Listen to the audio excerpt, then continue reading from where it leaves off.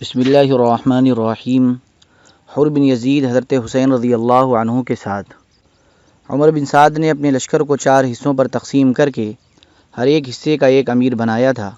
ان میں سے ایک حصے کا امیر حر بن یزید تھا، جو سب سے پہلے 1000 کا لشکر لے کر مقابلے کے لیے بھیجا گیا تھا اور حضرت حسین رضی اللہ عنہ کے ساتھ ساتھ چل رہا تھا۔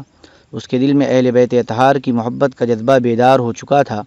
اس وقت اپنی سابقہ کارروائی پر نادم ہو کر حضرت حسین رضی اللہ عنہ کے قریب ہوتے ہوتے ایک بارگی گھوڑا دوڑا کر حضرت حسین رضی اللہ عنہ کے لشکر میں آ ملے اور عرض کیا کہ میری ابتدائی غفلت اور آپ کو واپسی کے لیے راستہ نہ دینے کا نتیجہ اس صورت میں ظاہر ہو رہا ہے جو ہم دیکھ رہے ہیں۔ واللہ مجھے یہ اندازہ نہ تھا کہ یہ لوگ آپ کے خلاف اس حد تک پہنچ جائیں گے اور آپ کی کوئی بات نہ مانیں گے۔ اگر میں یہ جانتا تو ہرگز آپ کو نہ روکتا۔ اب میں تائب ہو کر آیا ہوں، اس لیے اب میری سزا اور توبہ یہی ہے کہ میں بھی آپ کے ساتھ قتال کرتا ہوا جان دے دوں، اور ایسا ہی ہوا۔ دونوں لشکروں کا مقابلہ۔ حضرت حسین رضی اللہ عنہ کا لشکر کو خطاب۔ حضرت حسین رضی اللہ عنہ گھوڑے پر سوار ہوئے اور آگے بڑھ کر بآواز بلند فرمایا، لوگوں میری بات سنو، جلدی نہ کرو تاکہ میں حق نصیحت ادا کر دوں جو میرے ذمے ہے، اور تاکہ میں تمہیں اپنے یہاں آنے کی وجہ بتلا دوں۔ پھر اگر تم میرا عذر قبول کر لو اور میری بات کو سچا جانو اور میرے ساتھ انصاف کرو تو اس میں تمہاری فلاح و سعادت ہے، اور پھر تمہارے لیے میرے قتال کا کوئی راستہ نہیں۔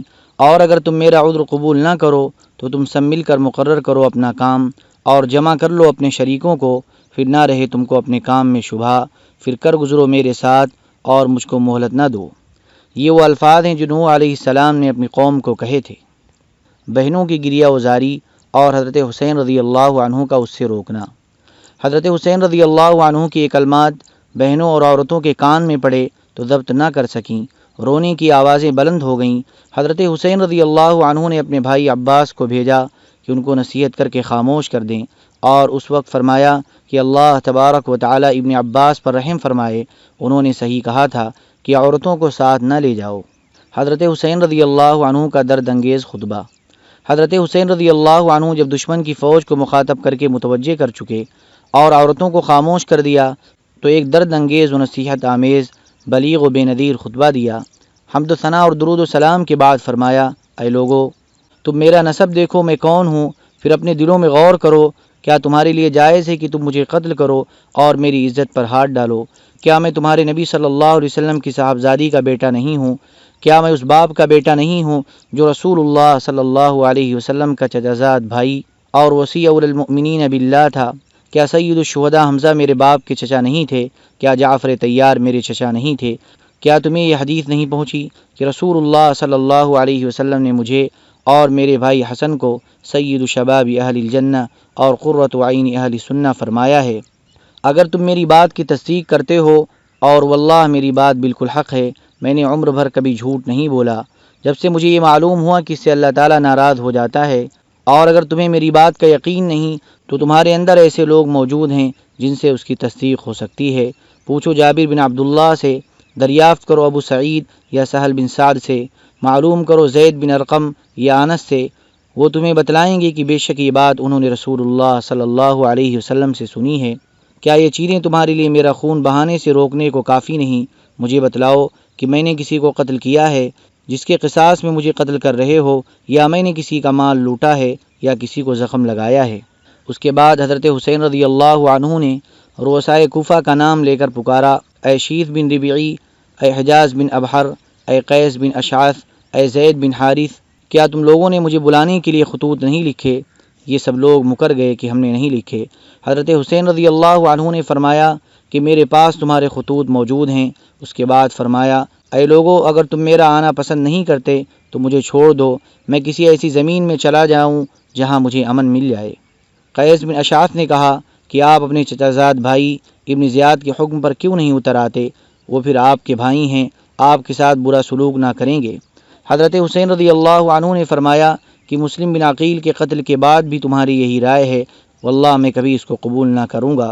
یہ فرما کر حضرت حسین رضی اللہ عنہ گھوڑے سے اتر آئے۔ اس کے بعد زہیر بن قین رضی اللہ عنہ کھڑے ہوئے اور ان لوگوں کو نصیحت کی کہ آل رسول کے خون سے باز آ جائیں اور بتلایا کہ اگر تم اپنی اس حرکت سے باز نہ آئے اور ابن زیاد کا ساتھ دیا تو خوب سمجھ لو کہ تم کو بھی ابن زیاد سے کوئی فلاح نہ پہنچے گی، وہ تم کو بھی قتل و غارت کرے گا۔ ان لوگوں نے زہیر کو برا بھلا کہا اور ابن زیاد کی تعریف کی اور کہا کہ ہم تم سب کو قتل کر کے ابن زیاد کے پاس بھیج دیں گے۔ زہیر نے پھر کہا، ظالموں، اب بھی ہوش میں آؤ، فاطمہ کا بیٹا سمیہ کے بیٹے ابن زیاد سے زیادہ محبت و اکرام کا مستحق ہے۔ اگر تم ان کی امداد نہیں کرتے تو ان کو اور ان کے چچا زاد بھائی یزید کو چھوڑ دو کہ وہ آپس میں نبڑ لیں، بخدا یزید بن معاویہ تم سے اس پر ناراض نہ ہوگا۔ جب گفتگو طویل ہونے لگی تو شمر نے پہلا تیر ان پر چلا دیا۔ اس کے بعد حر بن یزید رضی اللہ عنہ جو اب تائب ہو کر حضرت حسین رضی اللہ عنہ کے لشکر میں شامل ہو گئے تھے، آگے بڑھے اور لوگوں کو خطاب کیا، اے اہل کوفہ، تم ہلاک و برباد ہو جاؤ، کیا تم نے ان کو اس لیے بلایا تھا کہ وہ آ جائیں تو تم ان کو قتل کرو؟ تم نے کہا تھا کہ ہم اپنی جان و مال آپ پر قربان کریں گے، اور اب تم ہی ان کے قتل کے در پہ ہو۔ ان کو اس کی بھی اجازت نہیں دیتے کہ خدا کی طویل و عریض زمین میں کہیں چلے جائیں جہاں ان کو اور اہل بیت کو امن ملے۔ تم نے ان کو قیدیوں کے مثل بنا لیا ہے اور دریائے فرات کا جاری پانی ان پر بند کر دیا ہے، جس کو یہودی، نصرانی، مجوسی سب پیتے ہیں اور جس میں اس علاقے کے خنزیر لوٹتے ہیں۔ حضرت حسین رضی اللہ عنہ اور ان کے اہل بیت پیاس سے بے ہوش ہو رہے ہیں۔ تم نے محمد صلی اللہ علیہ وسلم کے بعد ان سے ان کی اولاد کے بارے میں نہایت شرمناک سلوک کیا ہے۔ اللہ تعالیٰ قیامت کے روز تم کو پیاسا رکھے اگر توبہ نہ کرو اور اپنی حرکت سے باز نہ آ جاؤ۔ اب حر بن یزید پر بھی تیر پھینکے گئے، وہ واپس آ گئے اور حضرت حسین رضی اللہ عنہ کے آگے کھڑے ہو گئے۔ اس کے بعد تیر اندازی کا سلسلہ شروع ہو گیا، پھر گھمسان کی جنگ ہوئی، فریق مخالف کے بھی کافی آدمی مارے گئے۔ حضرت حسین رضی اللہ عنہ کے رفقا بھی بعض شہید ہوئے۔ حر بن یزید نے حضرت حسین رضی اللہ عنہ کے ساتھ ہو کر شدید قتال کیا، بہت سے دشمنوں کو قتل کیا۔ مسلم بن اوسیہ زخمی ہو کر گر گئے۔ حبیب بن مطہر ان کے پاس آئے اور کہا کہ جنت کی خوشخبری تمہارے لیے ہے، اگر میں یہ جانتا کہ میں بھی تمہارے پیچھے شہید ہونے والا ہوں تو میں تم سے تمہاری وصیت دریافت کرتا۔ انہوں نے کہا کہ ہاں، میں ایک وصیت کرتا ہوں، اور حضرت حسین رضی اللہ عنہ کی طرف اشارہ کر کے کہا کہ جب تک زندہ ہو ان کی حفاظت کرنا۔ اس کے بعد شقی و بدبخت شمر نے چاروں طرف سے حضرت حسین رضی اللہ عنہ اور ان کے رفقا پر حلہ بول دیا۔ حضرت حسین رضی اللہ عنہ کے رفقا نے بڑی بہادری سے مقابلہ کیا۔ کوفہ کے لشکر پر جس طرف حملہ کرتے تھے میدان صاف ہو جاتا تھا۔ جب عروہ بن قیس نے یہ حالت دیکھی تو عمر بن سعد سے مزید کمک طلب کی اور شیث بن ربعی سے کہا کہ تم آگے کیوں نہیں بڑھتے؟ اس وقت شیث سے رہا نہ گیا اور کہا کہ تم سب گمراہ ہو، ابن علی جو اس وقت روئے زمین پر سب سے بہتر ہیں ان سے قتال کرتے ہو اور سمیہ زانیہ کے لڑکے ابن زیاد کا ساتھ دیتے ہو۔ عمر بن سعد نے جو کمک بھیجی تھی یہ آ کر مقابلے پر ڈٹ گئے۔ اصحاب حسین رضی اللہ عنہ نے اس کا بھی نہایت بہادری سے مقابلہ کیا اور گھوڑے چھوڑ کر میدان میں پیادہ آ گئے۔ اس وقت بھی حر بن یزید نے سخت قتال کیا۔ اب دشمن نے خیموں میں آگ لگانا شروع کر دی۔ گھمسان جنگ میں نماز ظہر کا وقت۔ حضرت حسین رضی اللہ عنہ کے اکثر رفقا شہید ہو چکے تھے اور دشمن کے دستے حضرت حسین رضی اللہ عنہ کے قریب پہنچ چکے تھے۔ ابو شمامہ ساعدی نے عرض کیا، میری جان آپ پر قربان ہو، میں چاہتا ہوں کہ آپ کے سامنے قتل کیا جاؤں، لیکن دل یہ چاہتا ہے کہ ظہر کا وقت ہو چکا ہے، یہ نماز ادا کر کے پروردگار کے سامنے جاؤں۔ حضرت حسین رضی اللہ عنہ نے بآواز بلند فرمایا کہ جنگ ملتوی کرو یہاں تک کہ ہم نماز پڑھ لیں۔ ایسی گھمسان جنگ میں کون سنتا تھا؟ طرفین سے قتل و قتال جاری تھا اور ابو شمامہ اسی حالت میں شہید ہو گئے۔ اس کے بعد حضرت حسین رضی اللہ عنہ نے اپنے چند اصحاب کے ساتھ نماز ظہر صلاۃ الخوف کے مطابق ادا فرمائی۔ نماز کے بعد پھر قتال شروع کیا۔ اب یہ لوگ حضرت حسین رضی اللہ عنہ تک پہنچ چکے تھے۔ حنفی حضرت حسین رضی اللہ عنہ کے سامنے آ کر کھڑے ہو گئے اور سب تیر اپنے بدن پر کھاتے رہے یہاں تک کہ زخموں سے چور ہو کر گر گئے۔ اس وقت زہیر بن قین رضی اللہ عنہ نے حضرت حسین رضی اللہ عنہ کی مدافعات میں سخت قتال کیا یہاں تک کہ وہ بھی شہید ہو گئے۔ اس وقت حضرت حسین رضی اللہ عنہ کے پاس بجز چند رفیقوں کے کوئی نہ رہا تھا اور یہ رفقا بھی دیکھ رہے تھے کہ ہم نہ حضرت حسین رضی اللہ عنہ کو بچا سکتے ہیں نہ خود بچ سکتے ہیں۔ تو اب ان میں سے ہر شخص کی یہ خواہش تھی کہ میں حضرت حسین رضی اللہ عنہ کے سامنے پہلے شہید ہو جاؤں، اس لیے ہر شخص نہایت بہادری سے مقابلہ کر رہا تھا۔ اسی میں حضرت حسین رضی اللہ عنہ کے بڑے صاحبزادے علی اکبر یہ شعر پڑھتے ہوئے آگے بڑھے، یعنی میں حسین بن علی کا بیٹا ہوں، قسم رب البیت کی ہم رسول اللہ صلی اللہ علیہ وسلم سے قریب تر ہیں۔ کمبخت مرہ ابن منقذ نے ان کو نیزہ مار کر گرا دیا۔ پھر کچھ اور شقی آگے بڑھے اور لاش کے ٹکڑے ٹکڑے کر دیے۔ حضرت حسین رضی اللہ عنہ سامنے آئے اور کہا، خدا تعالیٰ اس قوم کو برباد کرے جس نے تجھ کو قتل کیا ہے۔ یہ لوگ اللہ تعالیٰ کے معاملے میں کیسے بیوقوف ہیں، تیرے بعد اب زندگی پر خاک ہے۔ ان کی لاش اٹھا کر خیمہ کے پاس لائی گئی۔ عمرو بن سعد نے قاسم بن حسن رضی اللہ عنہ کے سر پر تلوار ماری، وہ گرے اور ان کے منہ سے نکلا یا عماہ، تو حضرت حسین رضی اللہ عنہ نے دوڑ کر ان کو سنبھالا اور عمرو پر تلوار سے حملہ کیا، کوہنی سے اس کا ہاتھ کٹ گیا۔